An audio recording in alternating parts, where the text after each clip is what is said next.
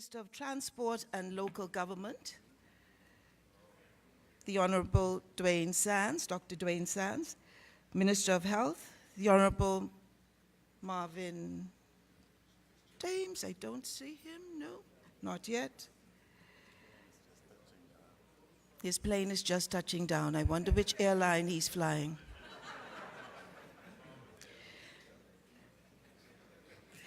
The Honorable Frankie Campbell, Minister of Social Services and Urban Development, the Honorable Dionisio Diagla, Minister of Tourism and Aviation, the Honorable Michael Pintard, Minister of Agriculture and Marine Resources, the Honorable Darren Henfield, Minister of Foreign Affairs, the Honorable Romy Ferrer, Minister of the Environment and Housing, Senator the Honorable Dion Fowkes, Minister of Labor, the Honorable Brenzel Roll, Minister of State for the Public Service and National Insurance, Senator the Honorable Kwesi Thompson, who blessed us already, Minister of State for Grand Bahama, the Honorable Ellsworth Johnson, Minister of State for Legal Affairs, Senator the Honorable Catherine Smith, President of the Senate and other senators, members of the House of Assembly, other government officials. Is Pastor Lockhart here yet? Giora Israel, Senior Vice President of Global Port and Destination Development, Carnival Corporation, and other executives of Carnival and members of the Carnival team. Sarah St. George, Vice Chairman and Chair Apparent of the Grand Bahama Port Authority Limited and Group Companies, and other executives of the group companies. Distinguished ladies and gentlemen, members of the long-suffering, resilient, and ever-hopeful Grand Bahama public. Good evening.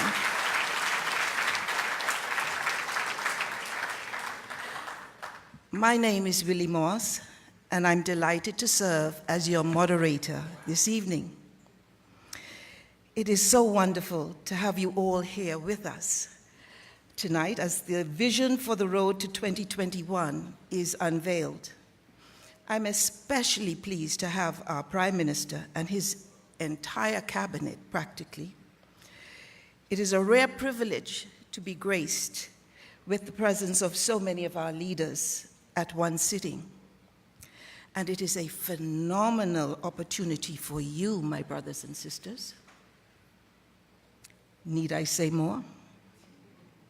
I've been told that a word to the wise is sufficient. The journey of 1,000 miles begins with the first step. So said the ancient Chinese philosopher Lao Tzu, who is believed to have been a record keeper in the Zhou dynasty in 6th century BC. While little is known of this ancient philosopher, his words have echoed through the ages and have been a source of encouragement for millions, yea, perhaps billions, especially when it seemed that the task ahead was insurmountable and the mountain too high to climb. I believe for many of us here tonight, and especially those of the Grand Bahama community, it has been hard to keep the faith. But tonight, the journey on the road to 2021 begins. And it is my pleasure to welcome you to this long-awaited and anticipated event. This evening, you will hear from 3 persons without whom this vision could not have become a reality. And once you have heard them, you are invited to join us next door in the Education Center, where you can speak directly with the Carnival team and learn more about the wonderful opportunities available for each of you, both during the journey and at the end of the road. The first of such persons who will address us tonight is well known to all in Grand Bahama. She's the daughter of the late Edward St. George and now sits as vice chairman of the Grand Bahama Port Authority and its group of companies. Like her father, who I worked with for some 24 years, She is well studied in the areas of business, finance, and law. And despite her dainty size, she has sat at the helm and steered the course through many a choppy seas, not to mention a few hurricanes. Please join me in welcoming to the podium Vice Chairman of the Grand Bahama Port Authority and his group of companies, and my dear friend, Sarah St. George.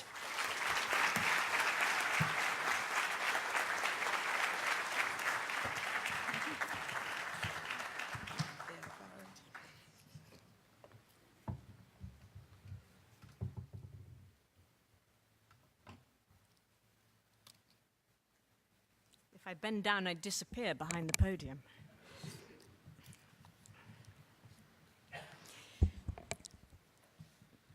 Dr. the Most Honorable Hubert Alexander Minnis, Prime Minister of the Commonwealth of the Bahamas, members of the Cabinet, parliamentarians, and other government officials, Mr. Giora Israel, Carnival Senior Vice President of Global Port and Destination Development, and other executives and members of the Carnival team, my colleagues at the Grand Bahama Port Authority, executives and principals of DevCo, distinguished ladies and gentlemen, friends, good evening. If it's true, as the great statesman Benjamin Disraeli said, that there's no education like adversity, then we Grand Bahamians all deserve PhDs in dealing with the challenges we faced.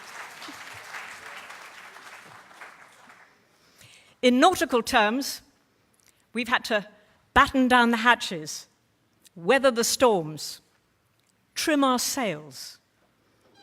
But they also say the wind and the waves are always on the side of the ablest navigators. The Bible says in Psalms 107, verse 23, "They that go down to the sea in ships, that do business in great waters, these see the works of the Lord and his wonders in the deep." So it really fills my heart with pride and joy to be able to stand here today and say we are witnessing one of those wonders. I and my colleagues at the Grand Bahama Port Authority could not be more proud to be part of this occasion. To know we've played our part in making this new port a reality, to see it actually come to fruition on our watch. And as my father Edward would have said, it's high time too. Mind you, the Grand Bahama Port Authority has never ceased to cast its net wide on the seas. But it's hard to catch fish in a storm. Some say, if your ship doesn't come in, then swim out to meet it. And one fine stroke, I met my father's very good friend, in charge of Carnival Global Ports, Giora Israel. He surfaced like Neptune, only without the green hair, and spoke like a sage. I and my brother Henry have since spent many hours with Giora here in Freeport, in Nassau, in Miami, Fort Lauderdale, London, France, and even Hong Kong.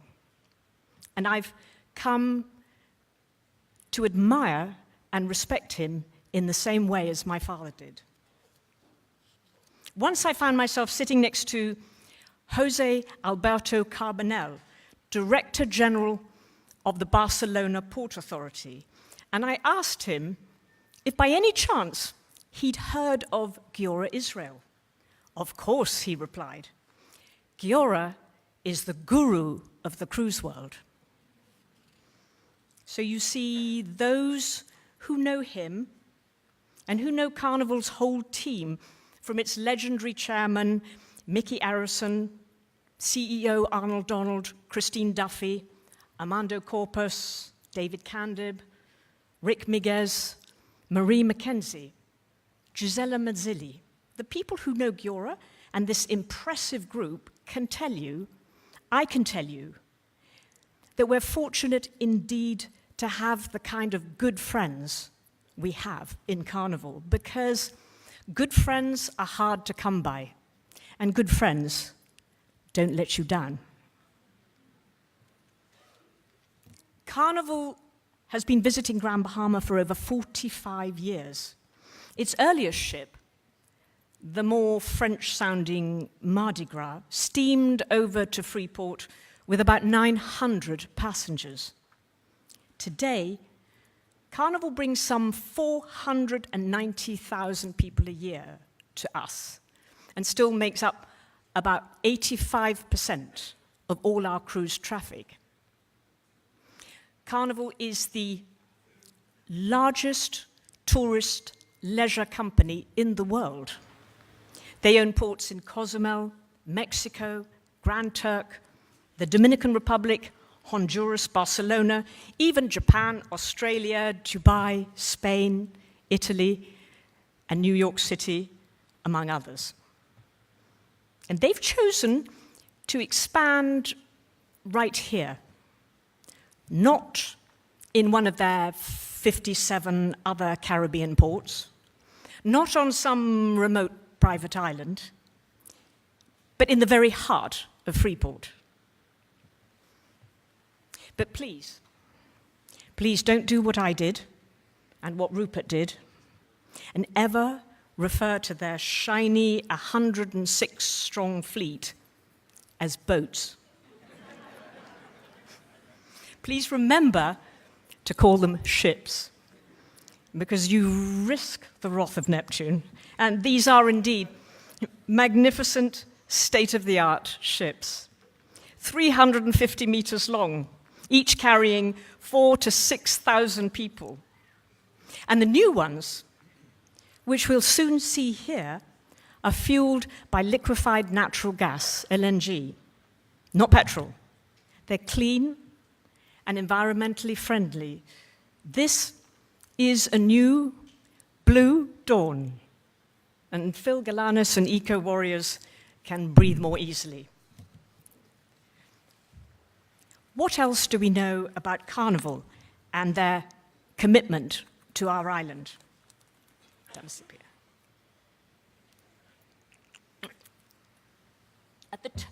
At the turn of the century, in the year 2000, Giora and my father conceived and founded the Grand Bahama Shipyard. And it's since become, and still is, the only cruise ship repair facility in the Caribbean, the largest in the hemisphere and the busiest in the world. It provides some 800 permanent and temporary Bahamian jobs. Dry docks lift 2 giant cruise ships a month out of the water for refurbishment. Not to mention the thousands of contractors and crew who need to be housed or fed. And Giora always says, never forget the crew are our market too. And again, Carnival chose Freeport to develop its new digital concierge medallion. So what does all this tell us about how they execute a plan and what we can expect to follow after today? As we begin our odyssey to 2021 together, there's much more to be done. But between Carnival, the government, and the GBPA, with your help and with God's help, the new Grand Port should double, even treble our passenger arrivals to 1 million or more a year. There should be more than 1,000 new jobs, new entrepreneurs, new licensees, and a whole universe of spin-off activities to be enjoyed by everyone. And you know, for many, many years, there's been talk of a second cruise port on Grand Bahama. But it's not entered into lightly. The investment is huge, maybe Carnival's largest to date. And cost recovery is long, decades even. So we owe Carnival a mega thank you for its vision, its unwavering confidence, and its continued faith in this city this island, and its people. This is a truly Bahamian, sustainable, long-term investment. And we're not a one-horse town either. Carnival's greatest rival in the cruise industry is Royal Caribbean Cruise Lines. And yet, Carnival and Royal Caribbean are equal partners in the shipyard. They coexist side by side. They sit round a table together. And what does that also tell you about Carnival's business approach and how they operate? Their platform is our springboard to things we cannot yet imagine. Here in Freeport, we can see what can be achieved through cooperation between the public and private sector. 60 years ago, Grand Bahama was an island with a population of less than 5,000, scattered across a marshland with virtually no infrastructure. As a result of the Hawksbill Creek Agreement, we first took that giant leap from a creek to a cruise port, as we're doing again now. And today, we're an economic gateway with a leading commercial transshipment port which enables Pharmachem, polymers, Bahama rock, gold rock, buckeye, and others to manufacture, import, and export. In short, we're the nation's industrial capital and a tourist destination. That's remarkable. We're still channeling the work of visionaries like Charles Allen, Wallace Groves, Sir Charles Hayward, and latterly Sir Jack Hayward, Sir Albert Miller, and my father, Edward St. George, all champions of this very special economic zone under the HCA, a model now copied many times over in the world. And remember, Freeport has always had to invent itself. There's no oil, gas, gold, or diamonds, maybe the odd conch pearl, but we are rich in nature, blessed with magnificent seas, freshwater reservoirs, and a fantastic geographic location. And now that we're seeing those green shoots of growth, we mustn't be afraid to blossom again. In the spirit of Omar Khayyam's Rubaiyat, come fill the cup, and in the fire of spring, your winter garment of repentance fling. Let's labor merrily and sing, for the bird of time is on the wing. Or for those like Fred Smith, QC, who prefer plainer language, it's work like a captain, party like a pirate. In closing, I'd particularly like to acknowledge and thank the current administration under the leadership of Prime Minister Dr. Hubert Minnis for recognizing the amazing potential of this new anchor investment and for working tirelessly to turn this dream into a reality. You know, in a transaction, you often hear the expression, the devil's in the detail. Well, your soft-spoken moderator and Graham Thompson's legal eagle, Willie Moss, safely and swiftly exorcised that demon. Thank you again, Willie. And I'd like to extend the same gratitude and appreciation to Sharice Brown and DevCo co-chairman Raymond Chow and my brother Henry. Also to our partners, the Hayward family, represented by Rupert and my childhood friend, Rick. And I must pay tribute to my colleagues at the GBPA, Ian Roll, Deanne Seymour, Nikira Wilshcombe, Nicole Colebrook, Carla McIntosh, Kim Miller, Chuck Pratt, and Derek Newbold. I also want to thank Calendar's counsel, Kerry Leonard, and a pretty terrific trio of Smiths, Freeport's very own, well-known, swashbuckling crusader, Fred Smith, the Honourable Kay Forbes Smith, and Freeport's Harbour's Godfrey Smith, and really all of the many remarkable persons here tonight who helped make today possible. You know the saying, it takes a village to raise a child. And lastly, I'd like to thank the residents and licensees of Freeport for your continual optimism, your unending resilience, and your courage in still believing in the Magic City. The winds are changing, the tide is turning. That magic city is coming back. Thank you.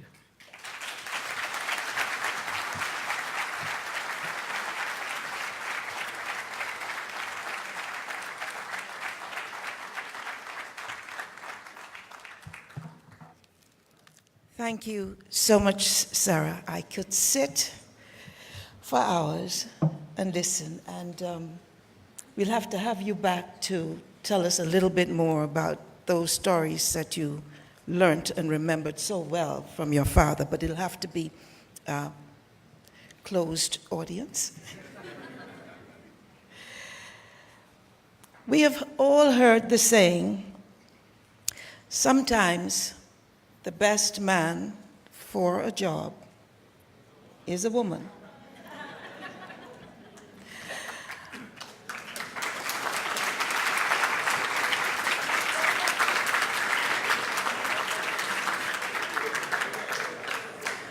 I believe that such is true for the amazing young lady who will now join me on the platform. She is Vice President of Global Ports and Caribbean Government Relations for Carnival Corporation. She leads the Global Port and Development team in representing the Carnival Corporation group of brands in engagement opportunities with government, regional, and local community organizations. In other words, she is the person you need to know.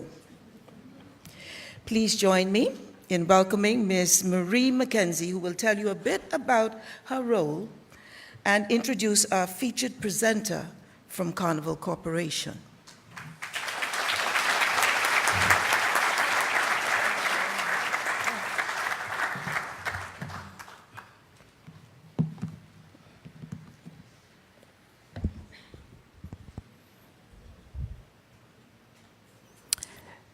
The Most Honorable Prime Minister, Dr. Hubert Minnis, honorable members of the Cabinet, executives of the Grand Bahama Port Authority and associated companies, my fellow Carnival team, ladies and gentlemen, good evening.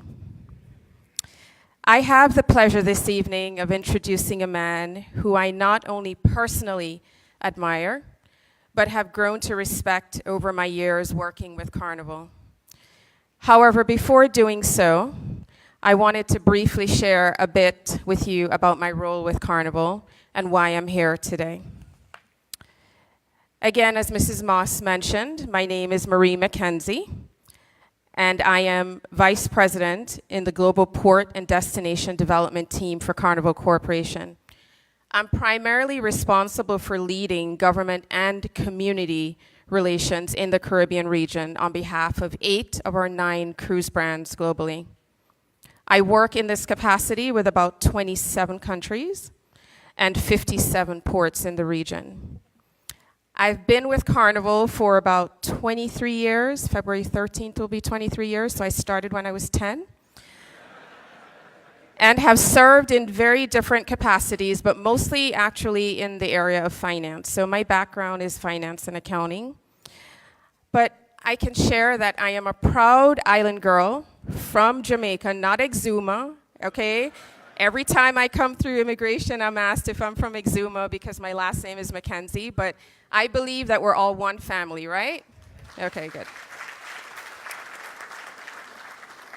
Being in this role, I am very happy because I do believe it takes me back to my roots and working with a company at the same time that I truly believe in. So I'm very happy to be here. So I wanted to briefly introduce myself to you because I will be spending some time here in Grand Bahama, working towards our goal, the road to 2021. And I am sincerely looking forward to partnering with the people of Grand Bahama on this journey. So I look forward to meeting everyone over time. However, enough about me, and I know Ms. St. George covered a little about Giora, or Mr. Giora Israel, who is the Senior Vice President of Global Port and Destination Development for Carnival Corporation. Mr. Israel has actually been with Carnival Corporation officially for 26 years. however, has been with the family for about 30. He currently leads the largest cruise port development group in the world, where we have 4 of these ports in the Caribbean, built and operated under his leadership. He has been a significant contributor to Carnival's international expansion. As the company has grown over the years and have acquired other cruise lines, he has been instrumental in making those deals happen. He's also played a role, as Ms. Sarah St. George just mentioned, in creating the Grand Bahama Shipyard Limited, founded in January 1999. I just shared just a little about his technical background, but beyond those accomplishments, I have grown to know the person that he is. Giora is married to Denise. He has 2 lovely daughters and 3 grandchildren who are the focus of his life when he's not running around the world working on deals.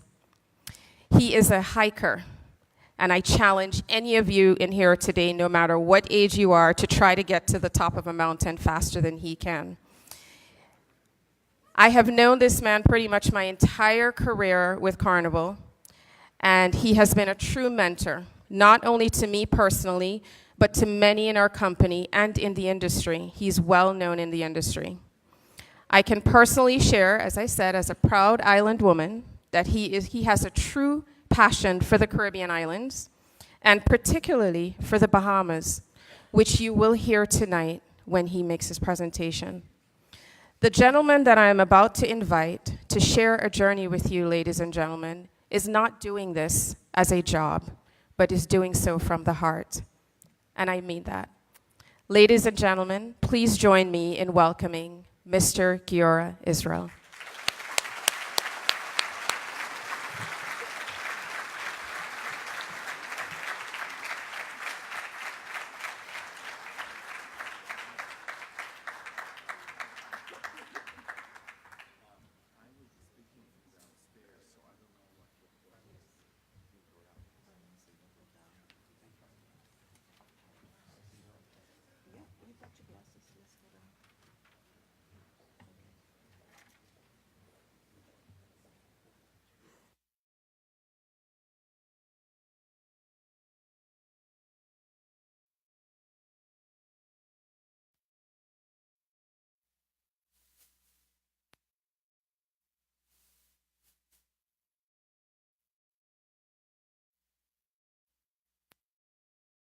It on. Okay, now? Better now? Okay.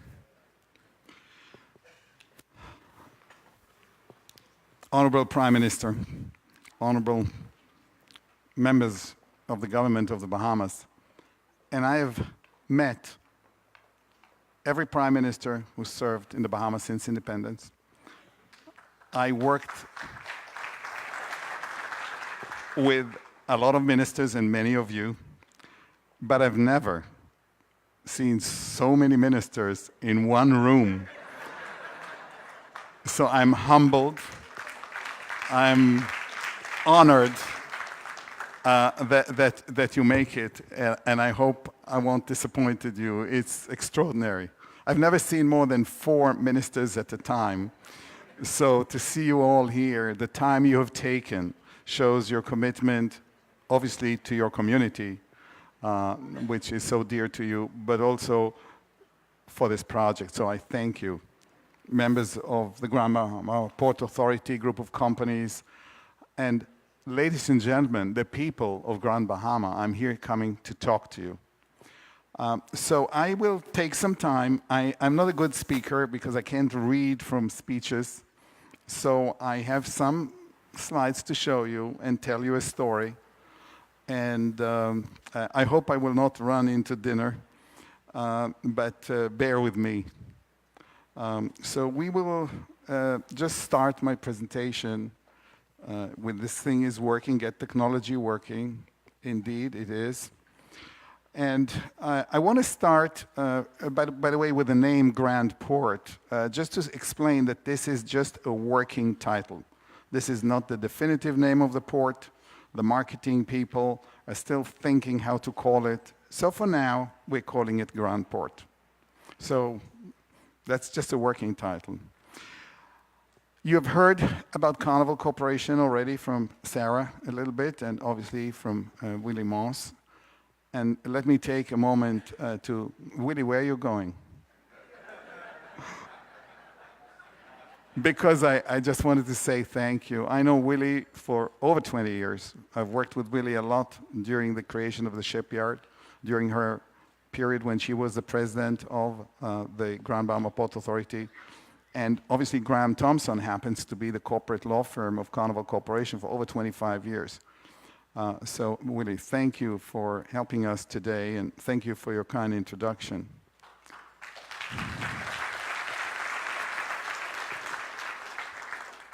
Sarah, thank you for your kind words. A Neptune I'm not, but I want to thank you very much for your kind words. I want to thank the family, both families, St. George family and Howard family, and I've known both Sir Jack very well, and I've known obviously your father very well, and that both children, and in one case grandchildren, are here. I'm honored. Thank you for coming. I wanted to move forward by telling you a little bit about Carnival. And you heard we are a large cruise company, but more importantly, we are a global player. This year, we will carry 12.5 million people going to 729 ports in 134 countries. We have operation everywhere around the world. We have 122,000 employees worldwide. And this little miracle started with one little ship that barely made it. And by the way, on its inaugural cruise, it did come to the Bahamas. And we'll talk about that. And became an extraordinary global company. A while ago, I spent some time in Japan meeting with one of the ministers. So I prepared myself, how many passengers we have, how many calls we have. And we found out that we're going to 52 ports in Japan with 2.2 million people with 800 calls a year.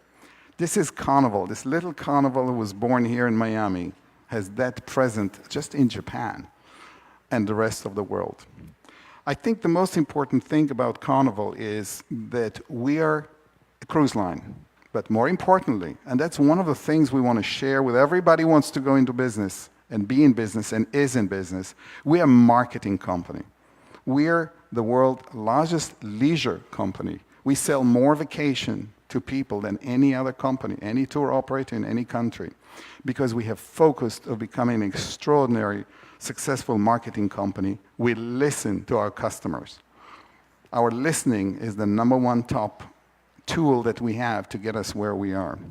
So I want to share with you a video. It's only 1 minute and 21 seconds long to give you a little bit of a glimpse of who we are. Our journey began over a century ago. And today, with 9 cruise brands, sailing more than 12 million travelers every year, to the most incredible destinations worldwide, across every ocean, to every continent, we have become the world's leading cruise lines, delivering amazing adventures and creating lifelong memories, driving our world forward with authentic guest experiences, immersive entertainment, game-changing innovation, all while being good stewards of the environment. With our guests always at our core, we connect people, places, and cultures around the world. We are the world's largest experience enterprise. We are Carnival Corporation.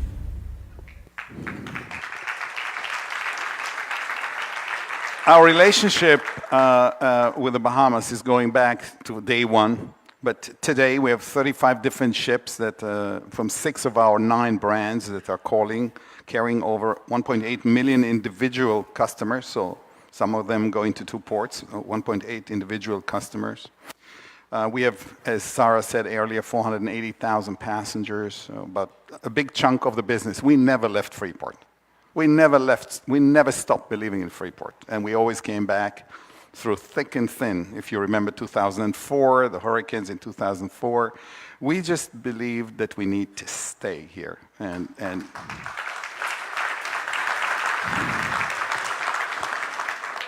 you heard about the shipyard, but we do other things as well. As you know, the Ocean Medallion, which is a state-of-the-art technology, we're doing it here with you in the Bahamas, and we will expand that. We have investment. We are the largest employer in South Eleuthera today, and we're going to expand that. We have ideas that we're working with the Ministry of Tourism about expanding the attraction and the attractiveness of the Port of Nassau. So we are here embedded with you as a company. And we will stay, though, and expand that in other areas. I wanted to show that slide to you. This is the Mardi Gras, the original ship that sailed on March 12, 1972 with 900 passengers. By the way, we ran aground in the port of Miami because we got confused. But nevertheless, we opened the bars and everything worked out, and we sailed to Nassau and Freeport on that inaugural cruise. It was a ship that Mr. Harrison bought for $1 and a mortgage of $5 million. And that ship had a maximum capacity of 1,200, 900 lower berth, as we say. That was the ship. And now we just announced a few weeks ago the new Mardi Gras. The new Mardi Gras, which will come in 2020 with 6,500 passenger capacity, will be the world's largest cruise ship ever. And one of the things we want to do, we want to make Grand Bahama ready to take this ship.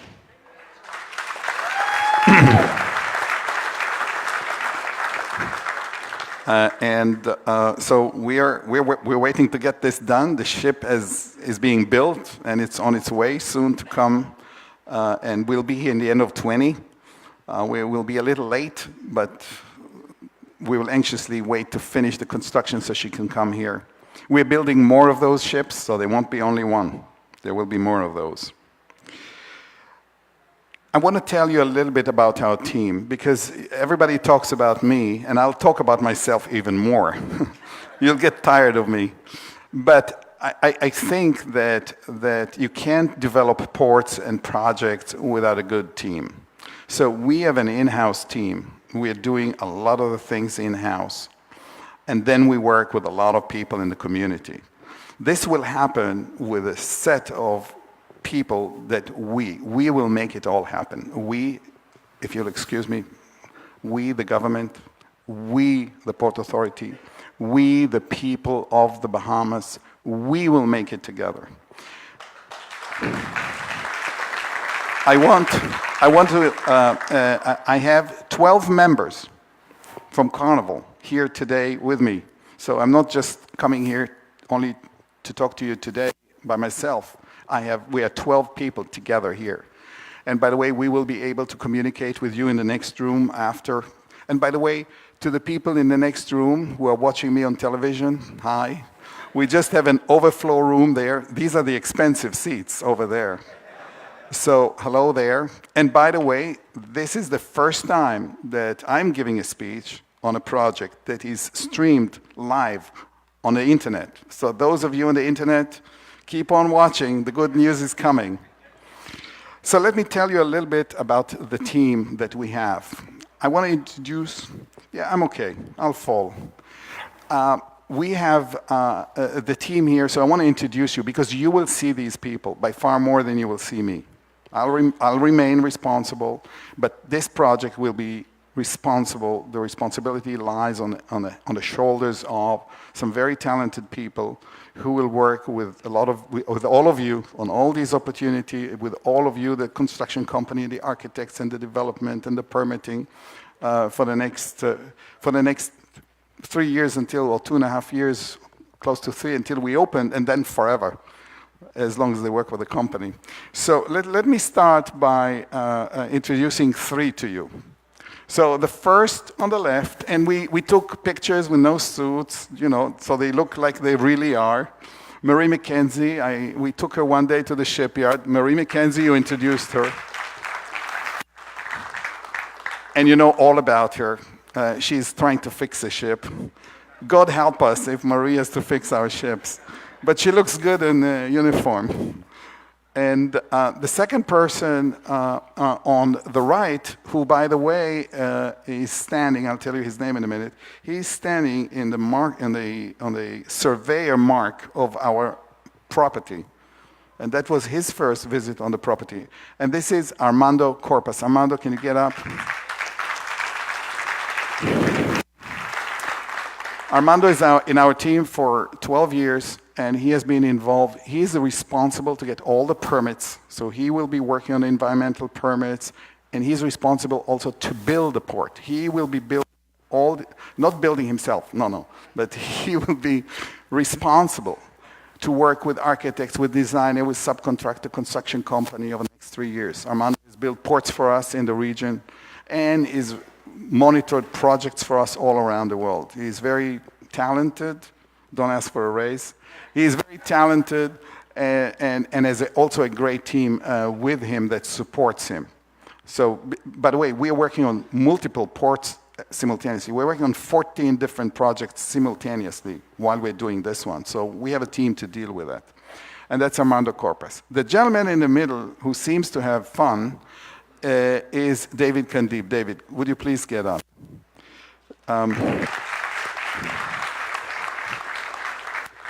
David is working with me for the last 18 years in the company. And David has been involved in creation of many, many ports in the region, working with me. And he is really the person who ultimately has the responsibility of this port. And that's why he's in the middle. Although he's having fun, but he's in the middle. It may not be so much fun to do it, but he's having fun now. David Kandib will be the person who will have the overall responsibility of delivering the project and later on being responsible of also operating it for years to come directly and through other people that are working for him. So these three people and a little bit of me, this is the people you want to know. These are the people that are responsible, and they either can give answers or direct you to people who can give you answers. And they will stick around to make that happen. And there will be more. By the way, we have been coming to the island for the last year and a half. But we were kind of hiding because we were still working on details to see if it'll work or not. So we ended up getting bad food either in Willie's office or in Fred's office. Now we can go out of the closet and enjoy nice restaurants. And so this is this team. But beyond this team, we have other people in the room.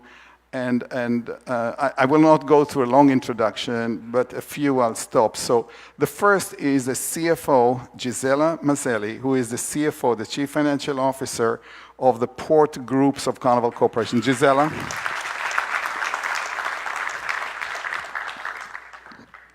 Again, a veteran of,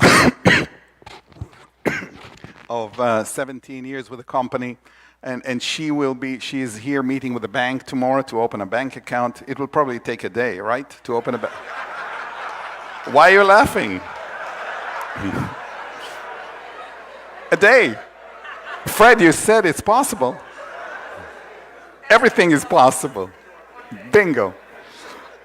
So that's Gisela. Now, I would like the rest of my colleagues to get up and face the team here. Raquel Mota, 16 years with the company, and she's responsible for all the reservation for all our ships, for all the company and all the owned and operated port, and she's responsible for health, safety, and health, environment, and security and safety for all our operating port. Carlos Rodriguez, who is an architect, who is our in-house architect. Sefi here is our Associate General Counsel, and she'll be working with Willie and with Fred. This guy is going to be the first one we will seek a work permit for. Okay, so Minister of Immigration, Minister of Works. Pedro here has been working for us. He is a Carnival employee in developing ports in Mexico, in the Dominican Republic, and he will be an owner's rep here, kind of the senior owner's rep, and he reports to Armando. This fine lady, 17 years with the company, is Helene Haldeveer. Helene is responsible on Carnival Corporation, so she does not work for us group here, but she is a big part of the environmental and sustainability for the Carnival Corporation globally, and we're delighted that you're here, Elaine.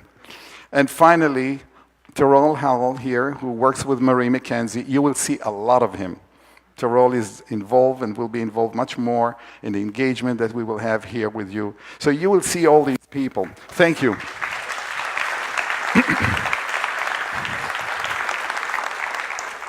We're just in the introductions. I know I told you about dinner, but I want to introduce, because this is today we are starting on a road. So let's have a good foundation to this. So I'll take one more minute to introduce one more person.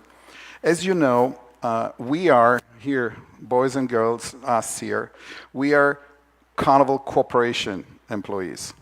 And we are the parent of this company that has 9 brands. This port is specifically, although not exclusively used by one brand, but it is predominantly, exclusively created for Carnival Cruise Line. So I am delighted, honored, excited to have the Senior Vice President of Carnival Cruise Line, our customer and your customer, who is a 33-year veteran of the company, Terry Thornton. May I introduce Terry?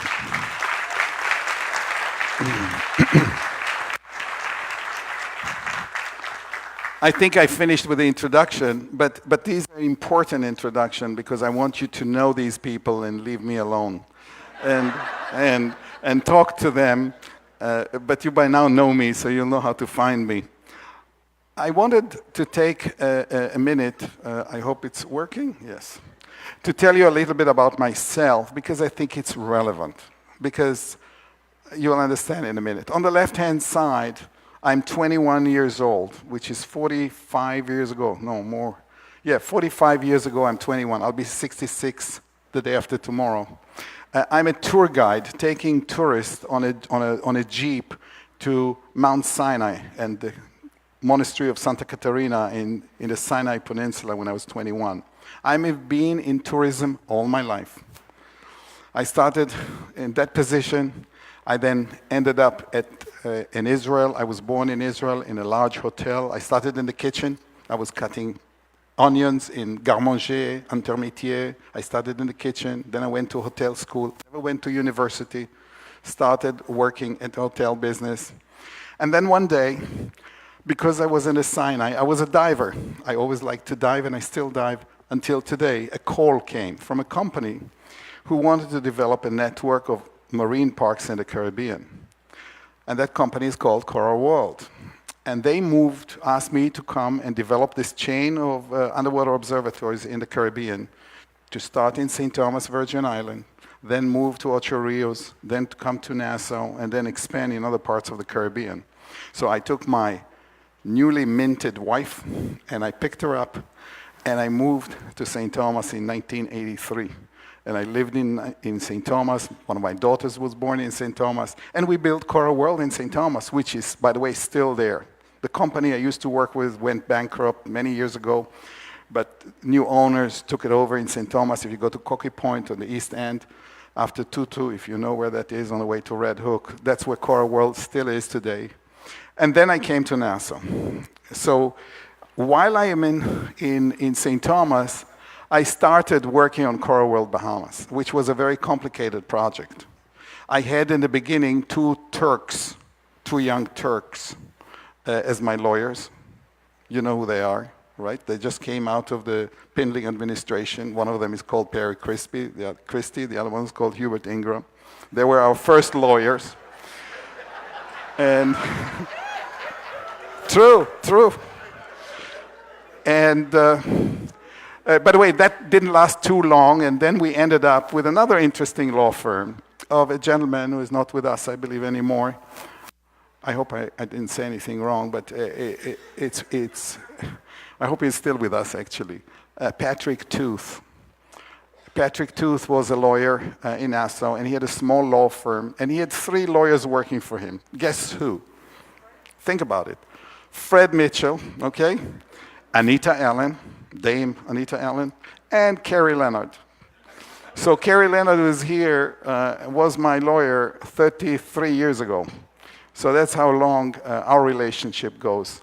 By the way, later on, we went to Michael Barnett because I was his neighbor. I lived in Yorkshire Street, just behind City Market. And Michael Burnett lived on, so ultimately, through my girls who went to school with Michael Burnett, I knew him, and then we moved to Graham Thompson, and there I met everybody. So we built Coral World, and here I am with your governor, this very fine lady who came with her husband, the Right Honorable Sir Lyndon Pindling, to open Coral World in the 80s. I had a good time living in the Bahamas. I had a lot of friends in the Bahamas and who opened their homes to me and took me around. I've been to every Bahamian island, by the way. I've been the southmost, the northmost, the westmost, the eastmost. I went on rallies with my friend Frank Joaquin, Dr. Frank Joaquin, when he was running for office for rallies in Acklands, okay? There were 11 people in the rally. So I got to know your country pretty well.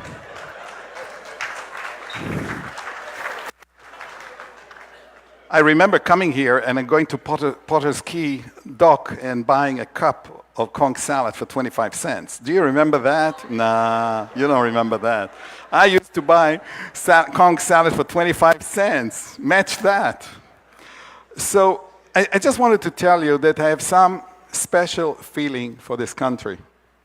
My daughters went to school here. I had doctors here. Dr. McNeil was a pediatrician for my children, and Frank Joaquin and Eleanor were my doctor, my wife's doctor. And we were part of what the Bahamas was and at that time, but I never discontinued the relationship I have. And it's special. One special picture I wanted to show you, which, don't laugh, but is it working? We need to maybe... Okay, here we go. This is, I know, don't look at my shorts or anything. This is Tommy Thompson. This is Tommy Thompson. And this is me, whatever. This is Miss Universe of the Bahamas. I think 1987 she was Miss Universe, or 86 or 87.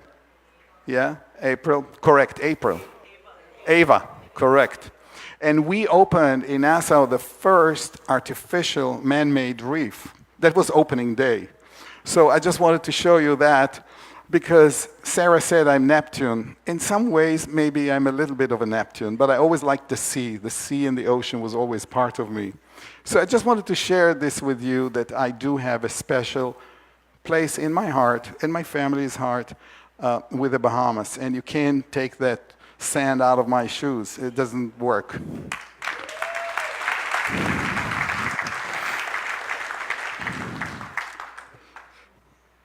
What's going on? Now, and you heard this before. Look at this young man here, 10 years ago. Look at him. You see, Kwasi here. Yeah, Kwasi here. That was the Prime Minister, Hubert Ingram, when we opened our second large dry dock, the very big dry dock we bought. And I would like to tell you, Mr. Prime Minister, and the rest of you, that we are working with Dave Scattenberry here, our CEO, with our shareholders, to expand the dry dock even further.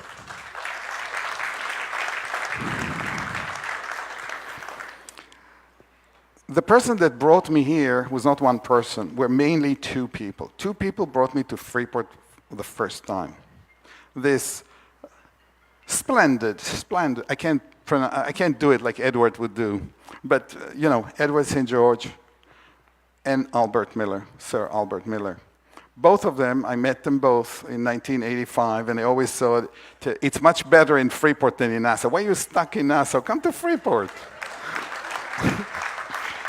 And so I got to know them. And at that very early stage, we started talking about a port in Grand Bahama. We did. We went to Williamstown, we went to Sweetings, we went to every place, and we wanted to make it happen because Edward and Sir Albert and Sir Jack, who I also interacted with him, they understood that that part of the island is a little bit commercial. There is the refinery, the power company, the shipyard will be coming soon. There will be maybe a container. That was even before Hutchinson. So they understood we need to have a recreational port, more connected to the recreational area, like where our people want to go. So we worked on it again and again and again. I will be, by the way, speaking to the business opportunity, is it called business? On the 21st of February. Business Outlook. I will be here, Business Outlook, in a couple of weeks. I want you to know I gave a big speech at the Lucaya Hotel on February 9, 2009, exactly 10 years ago. 5 days from now, I was there. I gave a speech. I don't know if any of you heard me. I talked about we will build a port. I said so, and here we are today. It took us 10 years, but we're here today.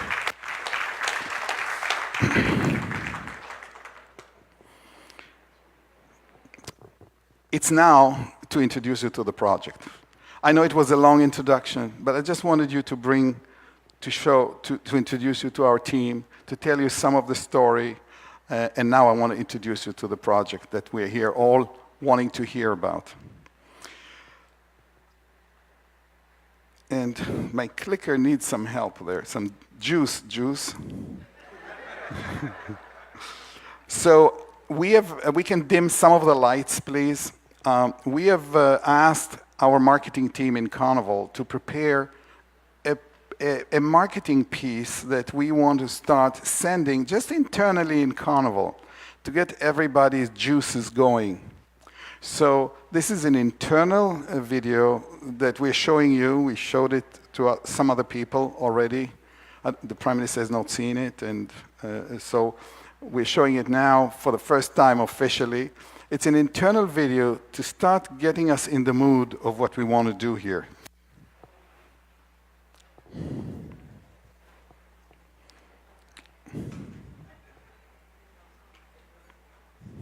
No.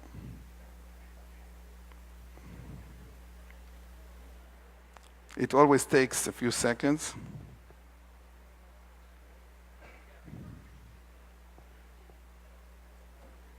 I don't know if it gets my click.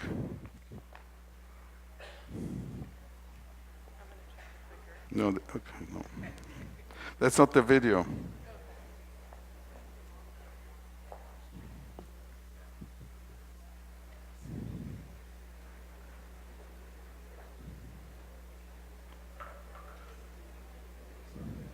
Let me do it from... Are we okay? Let me just do it from here. It doesn't work? 1 second.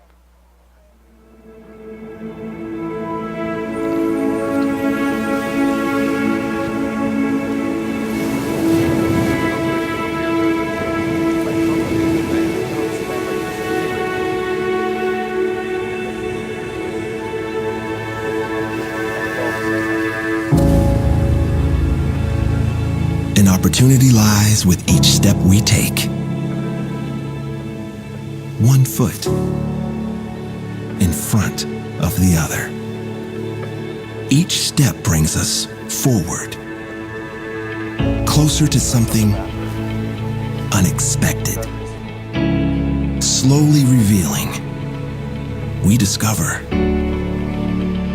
we create an opening, a door, a gateway to some place wonderful. A passage to some place authentic. Connecting us all to some place grand. Walk, and we are transported. Step into the Bahamas. A place that reflects the Bahamian identity. Each ingredient, each layer, a colorful mixture. The spirit and the heart of the Bahamian people bring to life timeless stories, bursts of color, passionate personalities, Bahamian culture, African roots, colonial architecture create a picture rich, vibrant, and welcoming. Land and sea meet. Adventure awaits. Excitement calls to the daring. It sings to the bold. A culture that sparkles as bright as the ocean. Marvel at the natural beauty of Grand Bahama, with gorgeous beaches, stunning coral reefs, diverse wildlife, and clear blue waters set in a world of bliss and wonder, creating an expression of the truest experience, protecting and sharing the great beauty of the Bahamas. Arriving by sea, a private destination is a chance to connect personally and meaningfully with an exclusivity that welcomes travelers to an exclusive private destination. This empowers Grand Bahama and its people to deliver stunning, seamless, authentic experiences like no other place can. Grand Bahama, a place that brings history to life, captures the Bahamian spirit for all the world to see.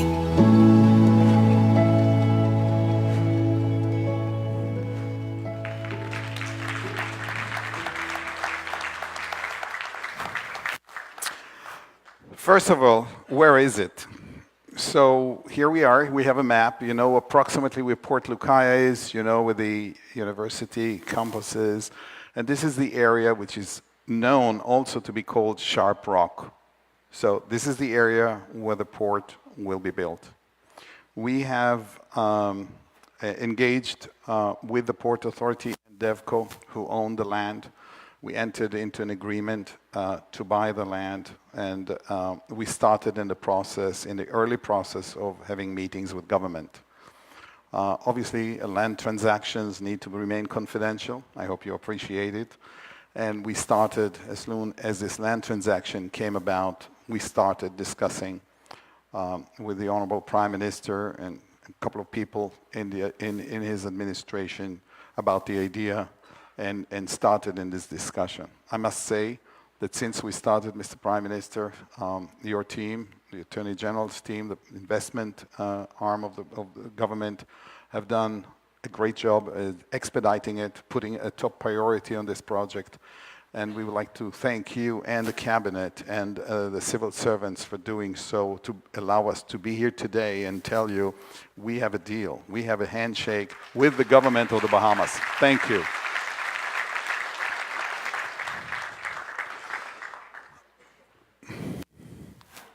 Let's talk about this. First of all, it's a uniquely Bahamian port.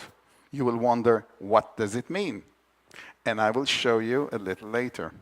But it will be the largest port we have ever created. And I'll show you that a little bit more. We will invest here more than invested in any port, any transit port anywhere in the world to date. So this is a major investment. It's a major facility to take us, the destination, everybody, to take us all. Remember, tide lifts all boats. We will help with this project because we will support it with a massive marketing campaign from ourselves to really reintroduce Grand Bahama, which, by the way, some of the cruise lines have abandoned. We never did. But we have to reintroduce Grand Bahama as a cruise destination. I'm happy to tell you, actually, that Freeport Harbor Company are actually working on enhancing their port as we speak. And we congratulate FHC of doing so, Freeport Harbor Company of doing so. First of all, for the next almost 3 years, we will still be clients of Freeport Harbor Company. So the better, the merrier. And if it opens slots to our friendly competitors, who they better come and discover Grand Bahamas, the better. More, the merrier. We will also creating an economical engine, we hope, we believe, to Grand Bahama. I think, and that's the thing you, as people of Grand Bahama, are most interested in. There is no question that this port will touch every person in Grand Bahama. I can't guarantee a job for everybody. We cannot guarantee a contract for every company that may provide us services, but we will want to touch every person who lives in Grand Bahama. That's our mission, and we will.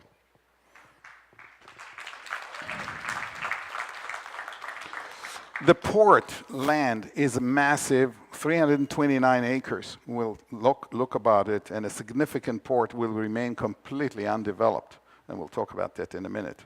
We will be building a pier, which is a pier on piling, so there will be no solid pier into the water to allow continuation of the sound migration and the marine mammals or marine animals or fish to go freely, so there's no solid pier. We will also have near the main pier where the big ships will be a smaller pier for shore excursion by water. As you know, because the current port is a more commercial port, some watercrafts to take people on catamarans and a lot of other diving operation is restricted. We hope that this will give a big boost to shore excursion by sea. For some reason, people on ships, when they get off the ships, there's one thing they want to do, go on another boat. So we'll have to give it to them. So that's why we're building that pier.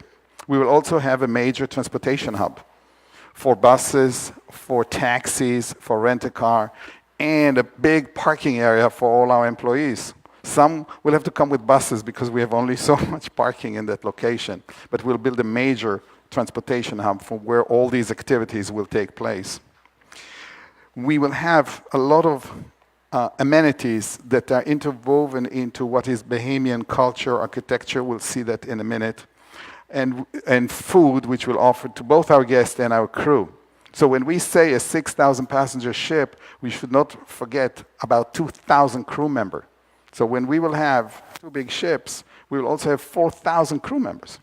And they like to eat, they like to drink. And by the way, they have to pay for their food. Like the guests, nothing is for free.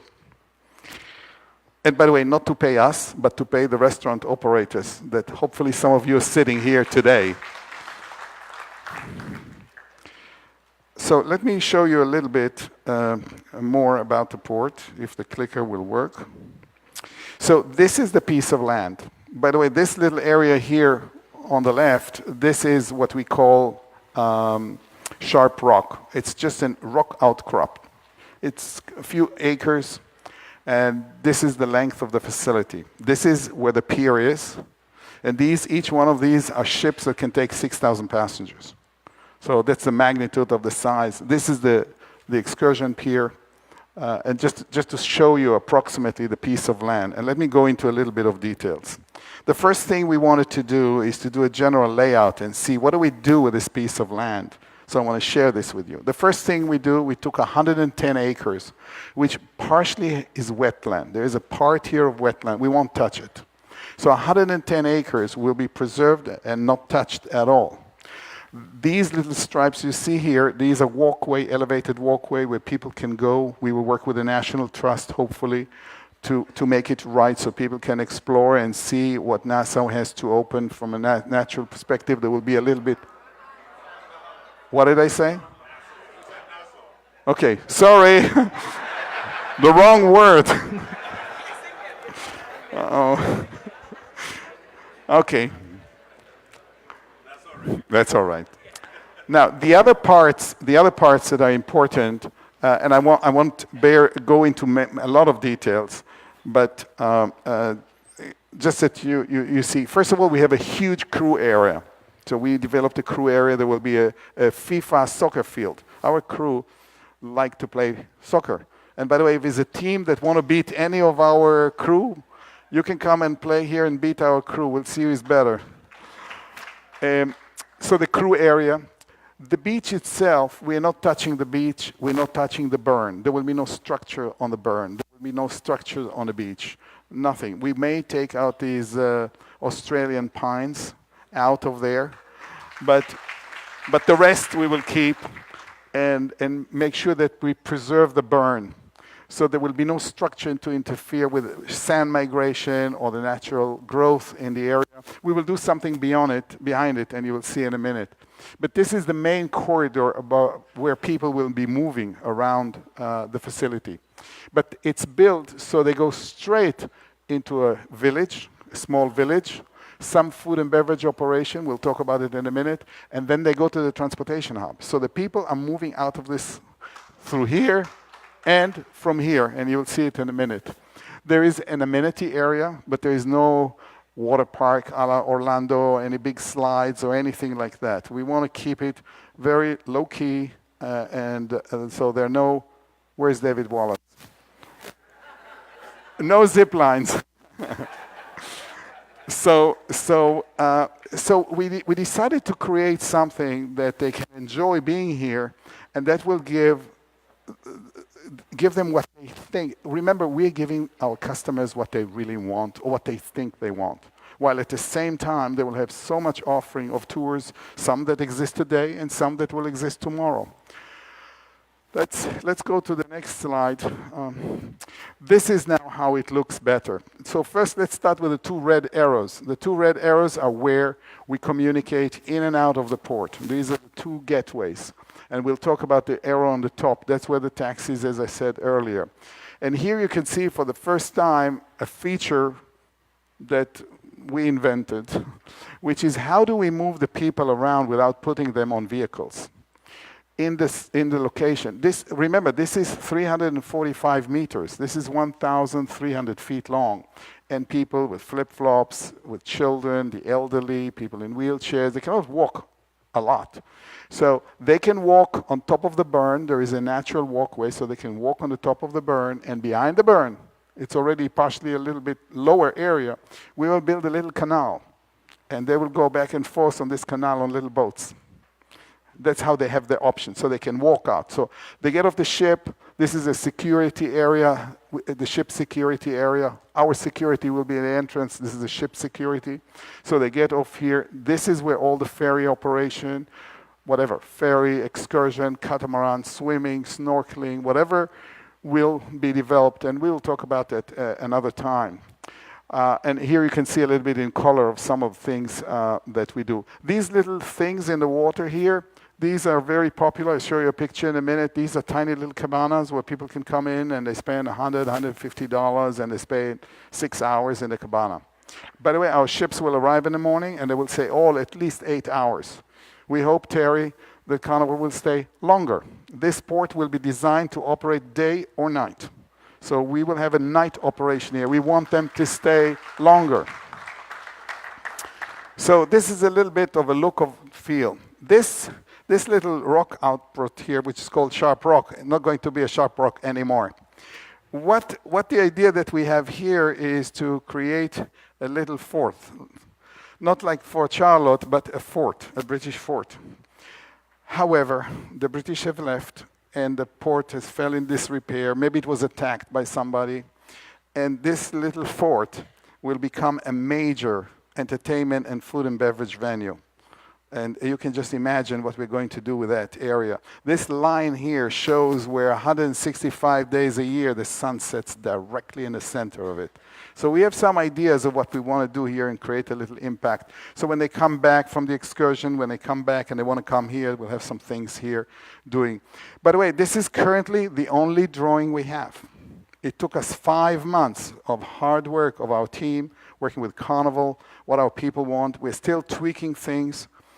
But we are happily showing it publicly today for the first time that this is about what we want to do. There will be a lot of changes, a lot of architects that will be engaged. We have done it in-house. This is drawn by hand. So let's move from here. We will build, I told you the top arrow, we will build, it's an easement from DevCo, a major road that will connect us to the main highway. So this will be a wide 100-foot until yesterday, and since yesterday, Fred added another 8 feet for biking. So remember the bikers. So we have a big road, first-class concrete, the best roads we can have with light, 4 lanes each way, a utility easement, an area for pedestrians, an area for the bikers, so that we have the main avenue coming into the port. Let me show you a little bit something that gives you a little proportion of what we're trying to do here, which really put us at awe when we looked at it ourselves. And I want to show you our port in the Dominican Republic.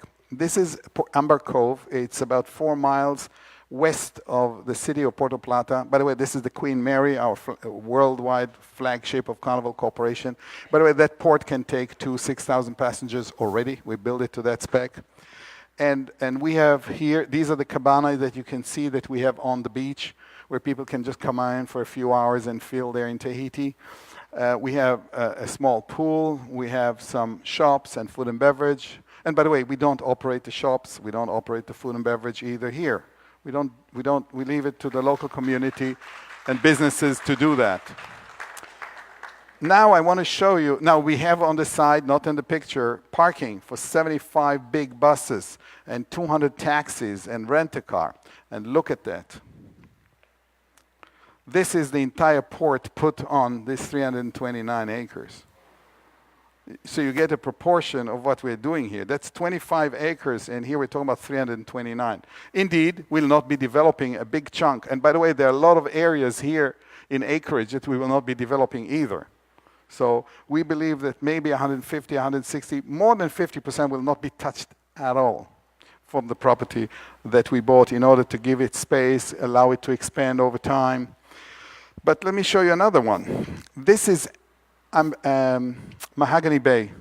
Mahogany Bay is a port we opened in 2000. By the way, the team that you see here, they built these 2 ports. They've done it.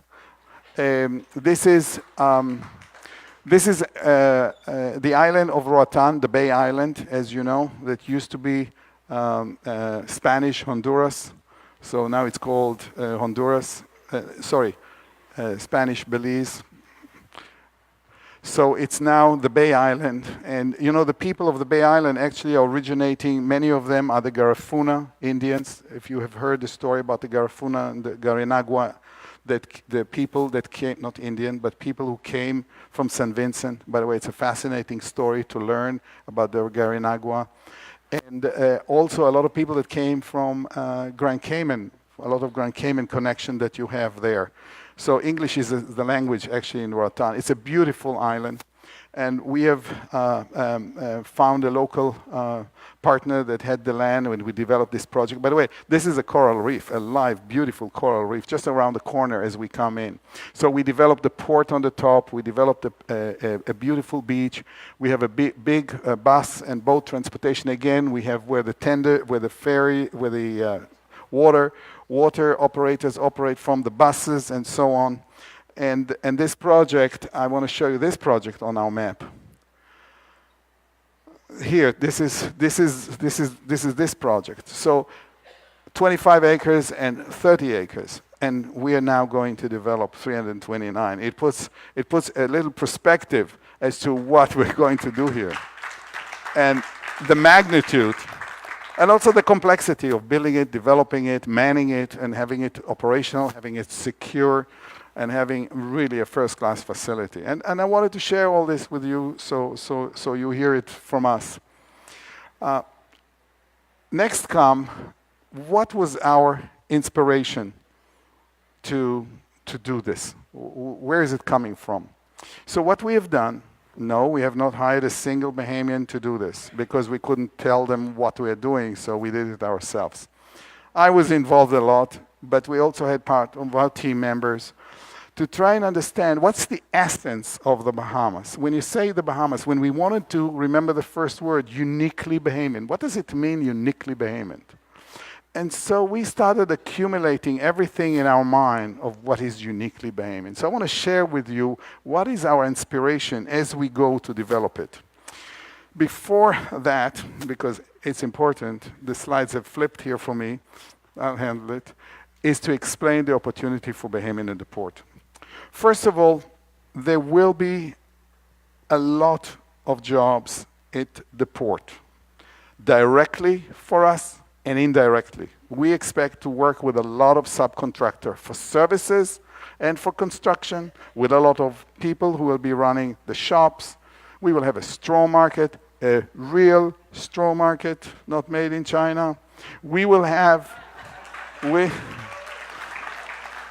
will have, nothing wrong with China, nothing wrong with China, but the Bahamas has so much to show. Why don't we show the straw work that comes from Georgetown Exuma here? So there will be a lot of people that will be involved in areas of the direct employment, during the construction, the pre-development phases. The pre-development phase actually will start hopefully on Wednesday. We're starting to prepare environmental impact studies. So all the works that will start, they're all starting now. That's where we start slowly, step by step, hiring people as we move towards the goal of start of construction. Remember, we need to get all the permits from government, and let me tell you, that will be easy. And then all the licenses from the Port Authority, and that will be as easy as easy. By the way, I'm not preempting any due process, and we will do everything and anything to comply with any law, any regulation, and then some. We want to be completely transparent in this process. We want to do the right thing, and we want to do it together. We want to do it together, the right thing. A lot of jobs, majority of the people actually working in the port once it's open are actually in the food and beverage and retail area. Those will be many hundreds of people. We will have to serve at times thousands of lunches in a 19-minute period. My fellow Americans like to eat between 11:30 and 12:45. So we'll have to serve them a lot of lunch. Those who are not on excursion or sleeping or something, we'll have to serve lunches. We're gearing ourselves to accommodate thousands of people eating lunch in various methods, various restaurants. And that will be an operation. And we will be working and starting. The food and beverage operation is very complicated because we need to find the partners who want to work with us, and we want to work with them. And we need to identify them, work with them. We will have workshops here in Grand Bahama starting probably 45 days from now. We will start talking with people who want to get involved in the F&B because we need to develop it and build it to the specification together with our future partner. There's a lot of work to do to get all this done. There opportunity to develop, as I said before, the seabed excursions. There are a lot of good land excursions here, and you know them, and we are using them today, but there will be an opportunity to develop new opportunities. We can go east, we can go with boats east to the east side of the island. We can develop new products, and we will again have a special session who everybody is interested to listen, because some of you may want to buy new boats or new equipment, so there'll need to be a lot of preparation. And again, probably on the tour side, and by the way, that will be done by Carnival Cruise Line. The port will not do the tours at all. Carnival Cruise Line will be the one who will work with you, and we will facilitate. Those meetings will start later this year about what the possibilities are, and work with the people who are interested to get that done. And again, retail, we want to have retail in the facilities. So just retail, by the end of the second year, or there will be 1,000 jobs at this port.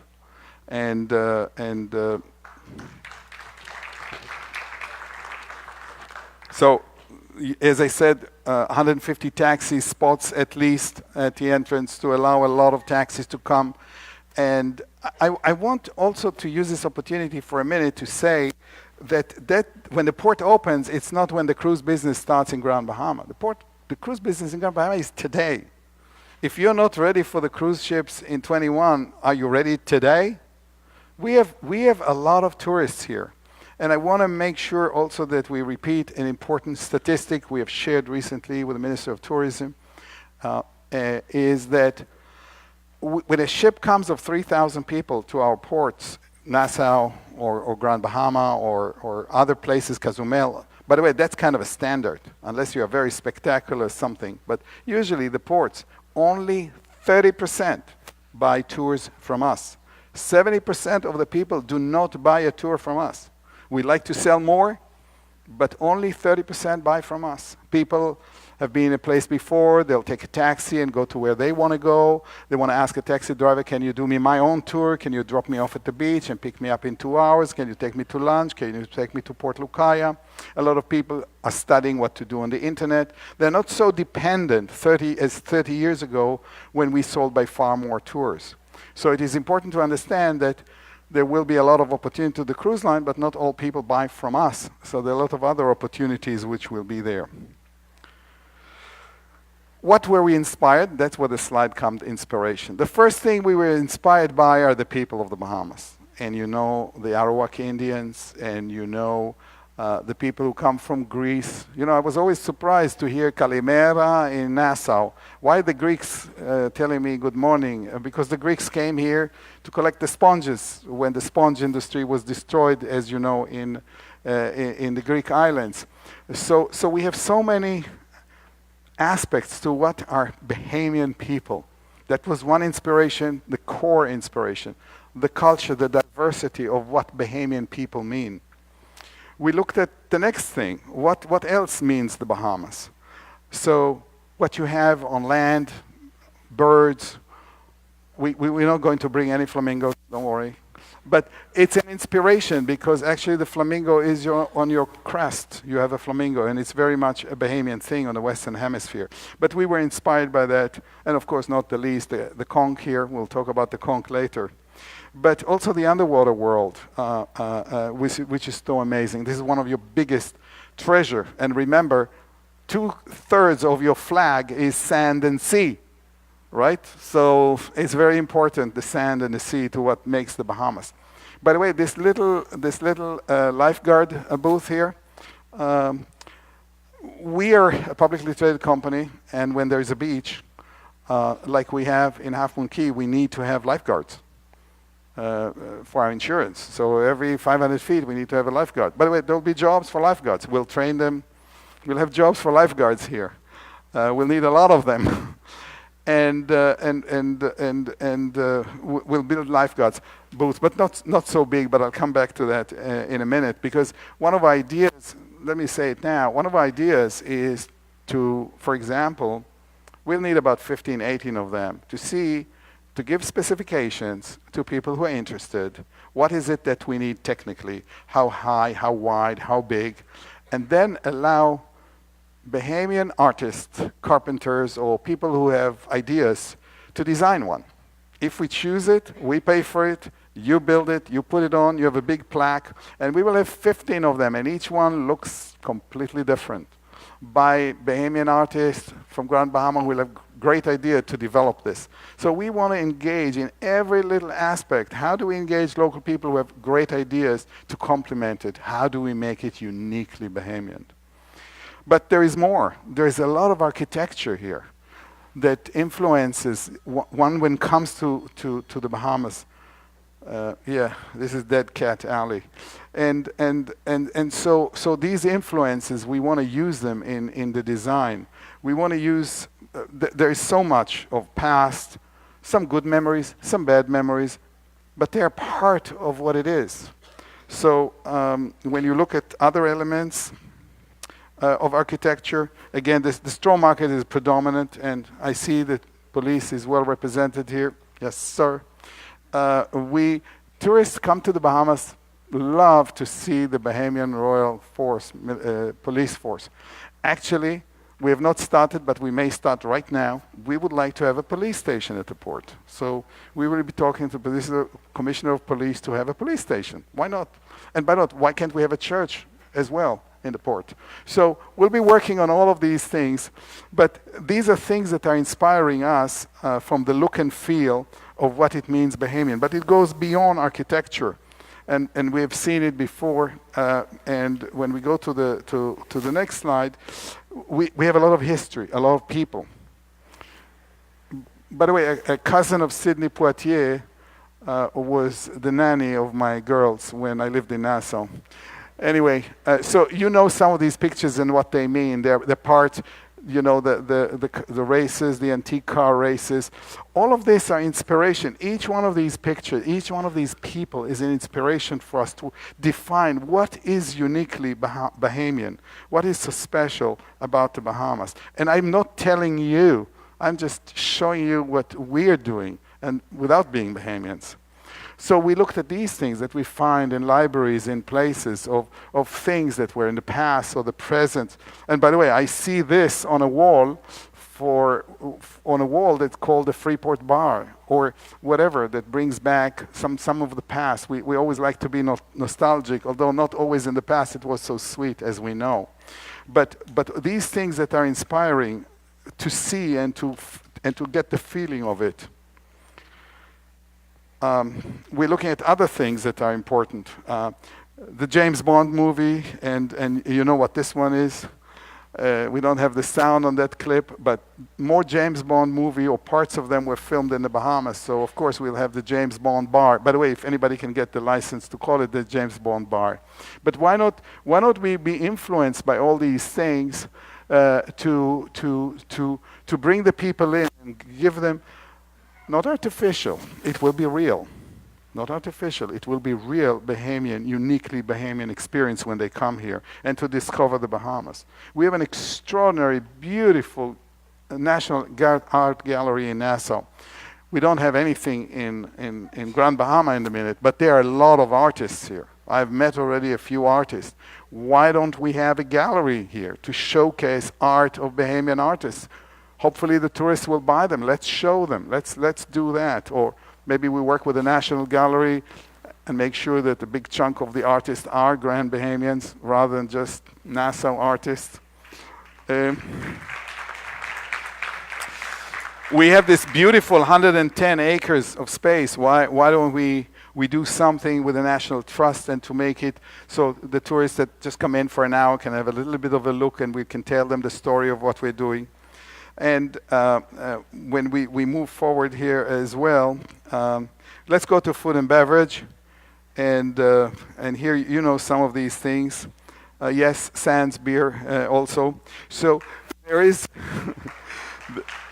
and Out the Sea and many others. So we would like, let me tell you what we're going to do. There will be no international or American or any brand on this port.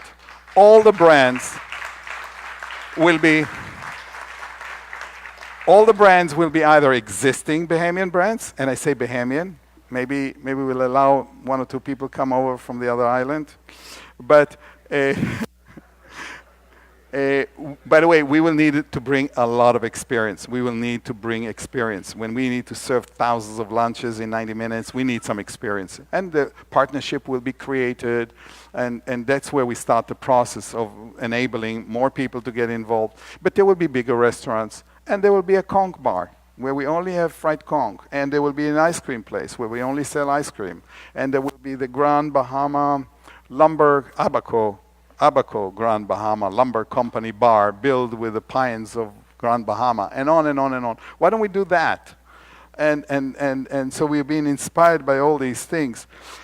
And the same, so we don't want to have shops that are called Diamond International. I love Diamond International, but not here. So we can have a lot of Bahamian or other names, or names yet to be created. I must tell you, when I go to Arawaki and I see Frankie Goes Banana, I take my hat off to the guy who came up with the name. I like the name.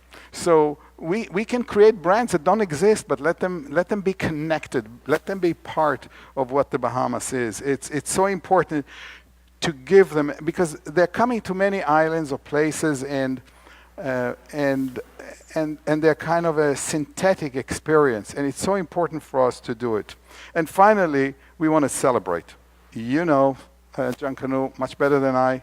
Mr. Prime Minister, I'm not going to favoritism to one troop or the other. But when I was living in the Bahamas, I went and have admired several John Canoe shacks where these amazing costumes were built, where people were working very hard for months and many, many months to prepare themselves for John Canoe. We want to have John Canoe also part of our port. So we would like to have, and please, nobody has to jump, but we would like to have a Junkanoo shack, a real Junkanoo shack, where people will be working and creating. And I don't know what troop, maybe it will be the ports troop, so we won't mess around with existing groups here on the island. We don't want to mess with it. But why don't we showcase it? And why don't we showcase it every day? Every day. And as I said earlier, one of the things that we want to do is to make sure that we are able to operate into the night. So the port will be built 100% for night operation. And I can imagine maybe a ship staying long until midnight or 1 o'clock. People can go out to have dinner in other places. They can go, if there will be casinos open again, they can go to the casinos, because our casinos are closed. Our shops on the ships are closed. But they can come and enjoy Port Lucaia. They can come to casinos once they open. And that final slide of the evening and the celebration, I want to finish and just to thank you for enduring this long, unprepared speech that a little bit tells us what we want to do here. We have not answered all your questions. Obviously, there will be more. And as soon as we finish, we're still eagerly expecting and awaiting the remarks by our Prime Minister, who will come up in a minute. But once the event will be over, then the people on the expensive chairs will have to get up first, and then we will prepare that room for where all our team will be standing around different tables, and you can talk to them about opportunity on things. We don't have all the answers tonight, I promise you that. But today we are starting the engagement. Today we are starting to talk. And today, thank you. And Marie's responsibility, Marie McKenzie's responsibility, will be to ensure that we communicate. From today, we are communicating. We will communicate through you, through your newspaper. Thursday, I hear, is a good day. So we will be on Thursday in your newspaper. We will be on your radio. And we will have our webpage where we will communicate with you and tell you when there is an upcoming meeting. We will have many, many more meetings. We are just starting today. In summary, I would like to thank you, the people of Grand Bahamas. I would like to thank you in advance. We have to make it together. We need you. We need you to be part of it. We need you all, those in this one room, the expensive seat room, those on the internet, and those who will read about it tomorrow. I would like to thank the government. Again, I'm honored, Mr. Prime Minister, Deputy Prime Minister, Minister of Tourism, and all of you to be here today. You have given me a great honor to be here, and thank you so much for listening. And we will be engaging with all the government officials and necessary agencies. Tomorrow morning, we are going to have, from tomorrow morning, we have 5 major engagements. For the first time, we'll be meeting at 9:30 with the media, with the press tomorrow morning. We'll talk to them. Then at 10:30, we are meeting with a group of people that are concerned about the environment, and we will have our group talk about the environment and possible impact. What are we going to do? The environmental impact studies which we are going to do, both for the sea and both for the land. Then during luncheon here in this room, we will also meet with the Chamber of Commerce and other civic organizations here. Later in the afternoon, we will meet with government officials that are represented here. For example, custom, immigration, police, to start that dialogue with them that are here based on this island. And on Wednesday morning, we're meeting with the Christian Council of all of Grand Bahama, not just of Freeport, Mr. Turnquest. And we will be meeting with them on Tuesday morning. They are community leaders, very important community leaders. On Wednesday morning, I apologize, on Wednesday morning. And we are delighted from that opportunity. So with that, Mr. Prime Minister, I thank you for your patience. I thank you, the patient of your cabinet and other government official. I thank the people of Grand Bahama who came. Thank you so very much. Thank you.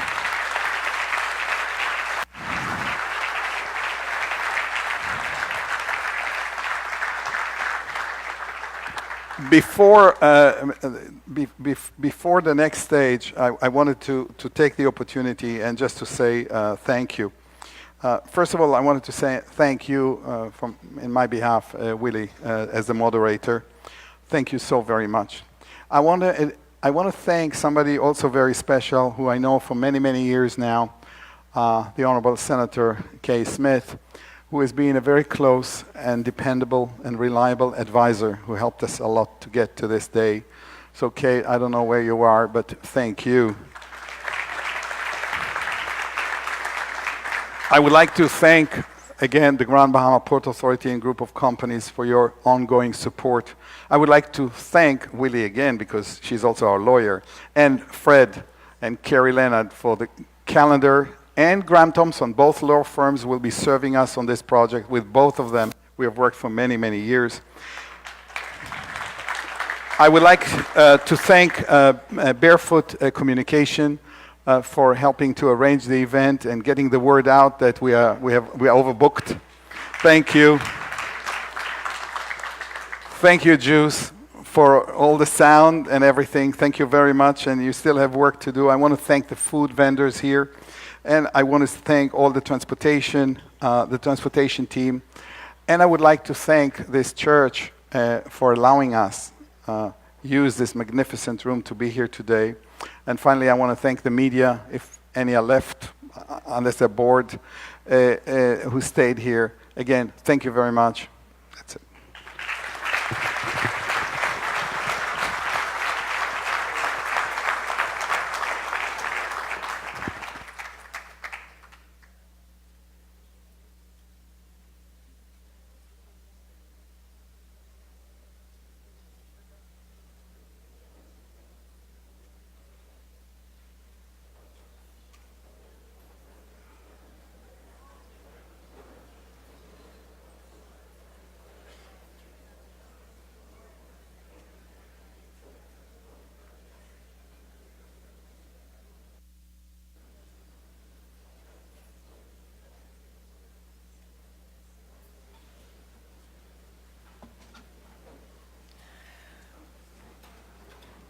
Wow, wasn't that exciting and stimulating and invigorating?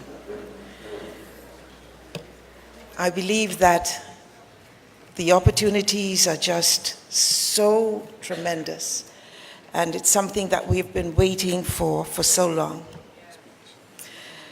Thank you so much, Giora. Thank you for your time and for sharing your vision with us. Thank you. And now for the culmination of this segment of our journey. You know, the honor of introducing our final speaker is normally reserved for the chosen few, seated in the front rows to my left. But tonight, I am absolutely elated that the honor is all mine. I could tell you all the usual things that are set out in his biography. When he was born, where he was born, where he received his early education, how he became a doctor of medicine and specialized in obstetrics and gynecology. A little too late for me. And of the estimated 5,000 babies he delivered during the course of his practice. And we all know that he is very seriously a member of the Saxons. But I shall take the liberty of straying from the norm tonight as I introduce our leader, and it will be short. And I say again, as I introduce our leader, Fred Pryor, not Richard. Fred Pryor, an industry leader in business training, is quoted as having said, "The ultimate responsibility of a leader is to facilitate other people's development as well as his own." And Inido Kuben, president of High Point University, has said, and I quote, "The leader's task, then, is to create an environment that is conducive to self-motivation.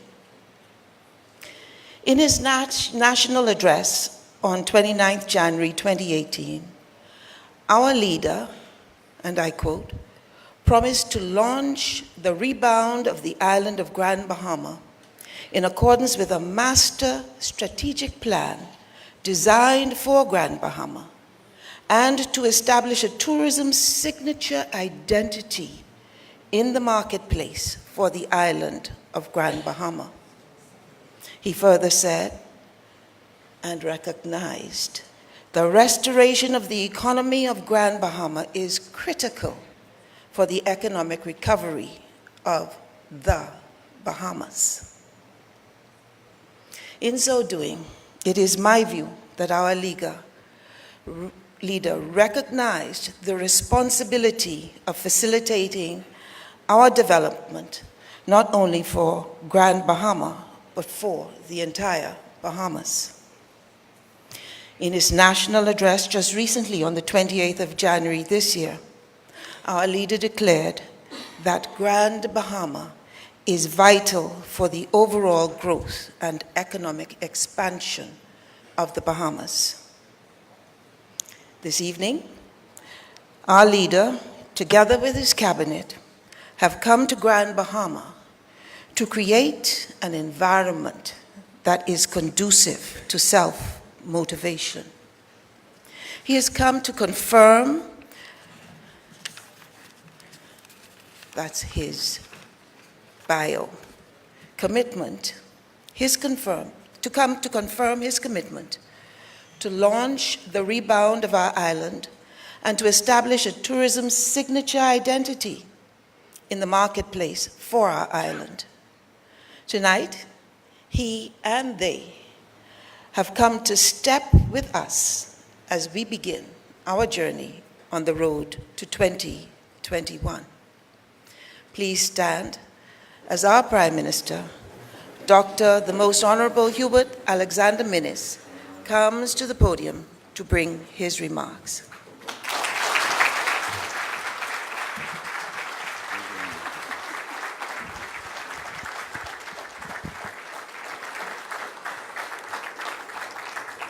Thank you very much. Before I start, allow me to remind Willie that by profession I'm still an obstetrician gynecologist. Technology is improving and has improved continuously, so there's still hope.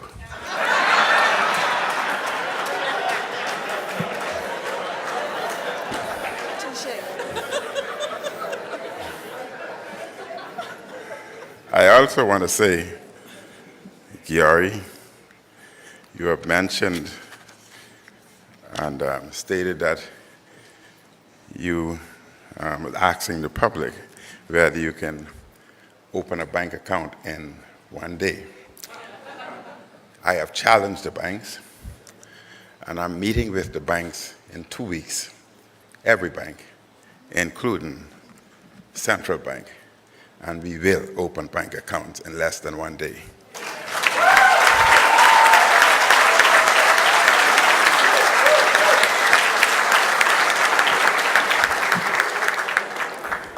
My parliamentary colleagues,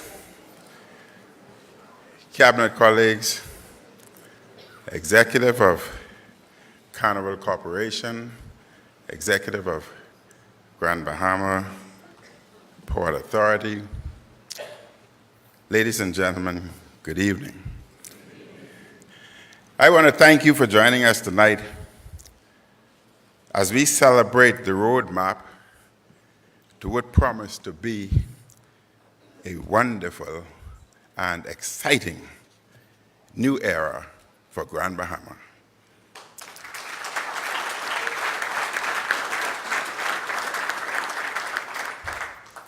I would like to thank Sarah St. George and her family, as well as the Hayward family, for their continued commitment to Freeport and for their persistent belief in its enormous potential. I would also like to thank Mr. Giari Israel and the investors he has represented.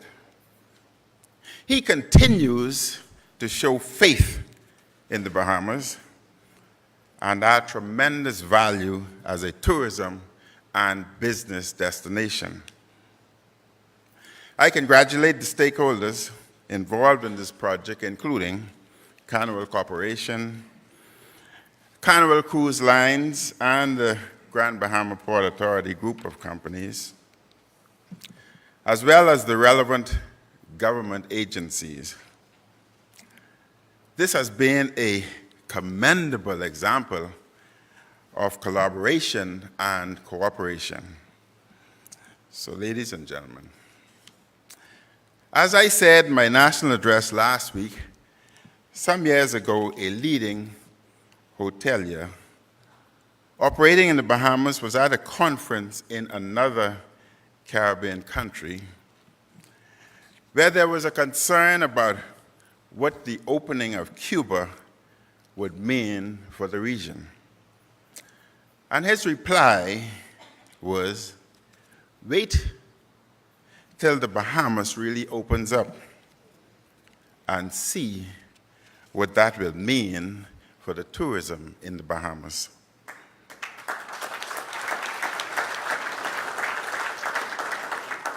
His point was that the Bahamas has considerable untapped potential.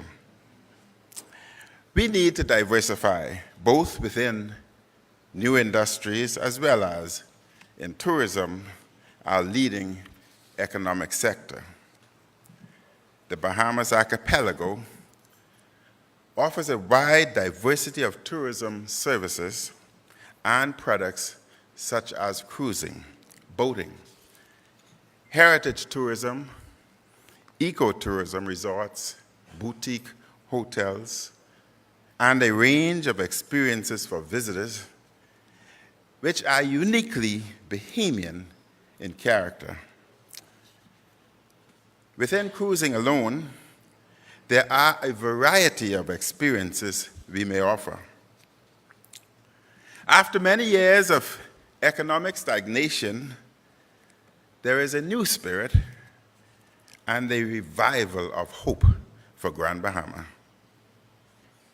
The development of the new Carnival Cruise Port is a part of this new spirit and will play a leading role in the revival of hope and opportunity. A new cruise port will lead to significant job creation in the construction phase as well as long term.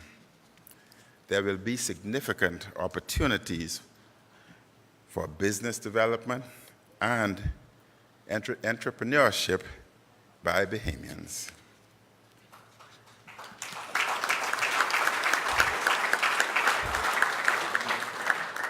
The new port will result in greater Bahamian ownership in terms of a range of business opportunities.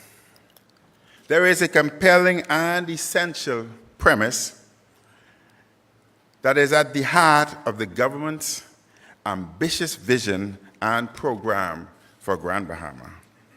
The economic revival of Grand Bahama is critical in the economic revival, growth, and expansion of the Bahamian economy. And this revival includes the Bahama Bay Resort and residential development, the former Gin Samur. We are on track to sell the Grand Lucayan, the temporary purchase of which was absolutely necessary.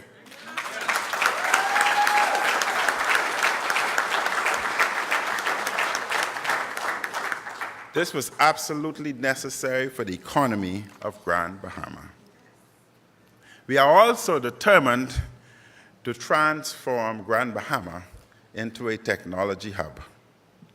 And I am advised that this project promises to be one of the most technologically advanced cruise ports in this region with a state-of-the-art point-of-sale cashless system. We expect opportunities for Bahamian software designers, computer programmers, to help fulfill our tech hub.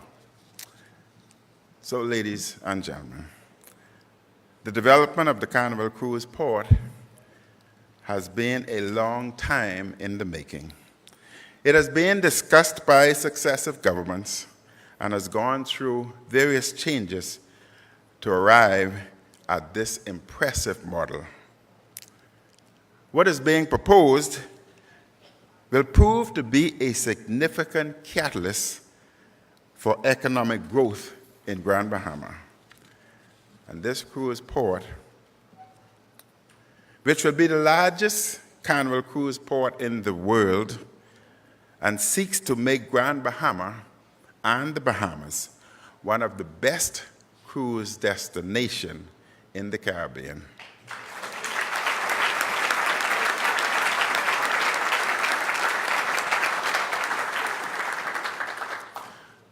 Contrary to recent reports, the assertions made that Nassau is the most dangerous destination is refuted emphatically.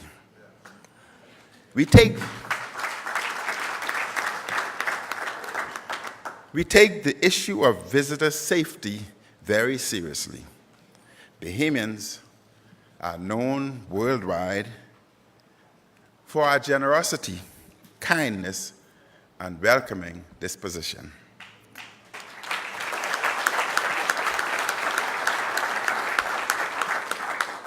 This is who we are as a people.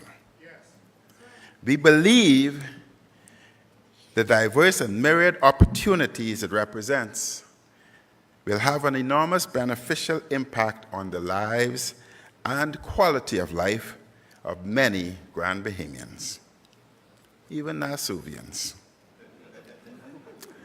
Indeed, the economic benefits will reverberate throughout the country as a whole. And when completed, the new port will bring millions more tourists to our shores each year. Grand Bahamians should prepare themselves for the potential benefits from the additional cruise passengers, including for shops,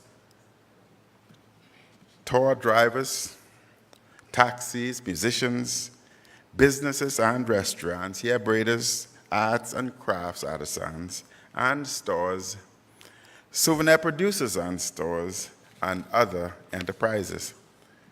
The development of heritage and cultural experiences, programs, and products is essential if we are to take greater advantage of the millions of cruise ship passengers who visit our shores annually.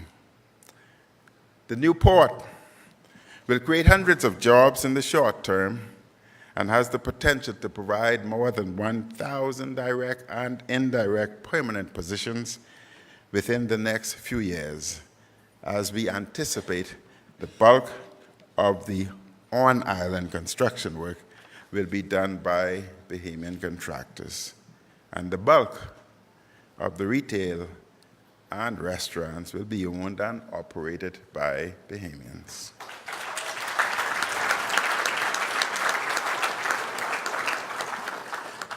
This major project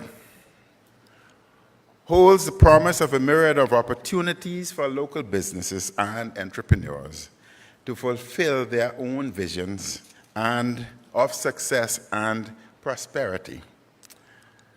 The new project will adhere to strict environmental guidelines.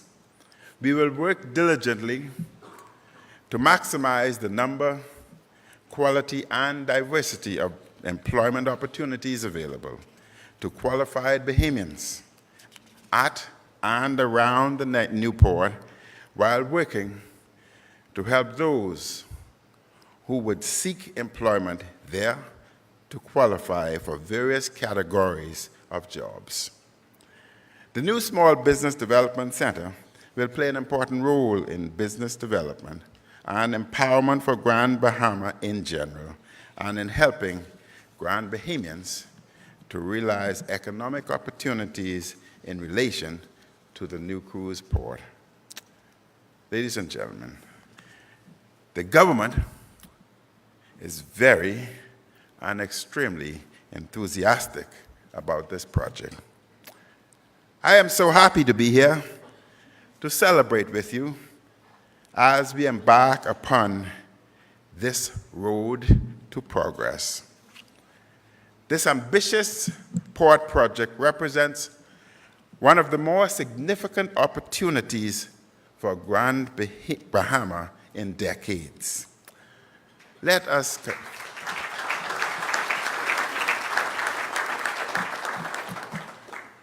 continue to work with a spirit of collaboration in the ongoing revival and renewal of Grand Bahama.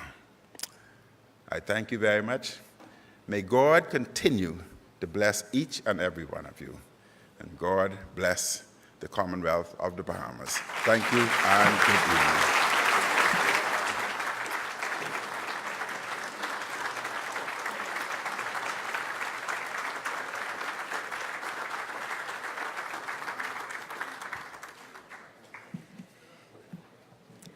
Thank you, Mr. Prime Minister. We have come to the end of this segment of the unveiling of the road to 2021. In closing, I leave you with a quote by the late Robert Schuller, who said, "The world of tomorrow belongs to the person who has the vision today."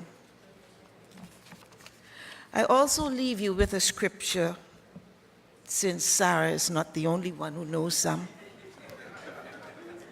found in Proverbs chapter 29 and verse 18, and I think we all grew up with this one. Where there is no vision, the people perish. And finally, let us remember the words of the Roman philosopher Seneca. Luck is what happens when preparation meets opportunity.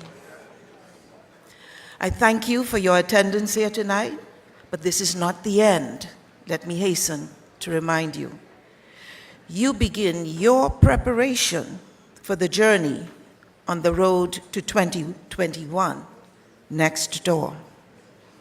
I would ask all persons to remain in their seats to allow the members of Cabinet and those of our Carnival executives who need to be in place for the expo to exit the room.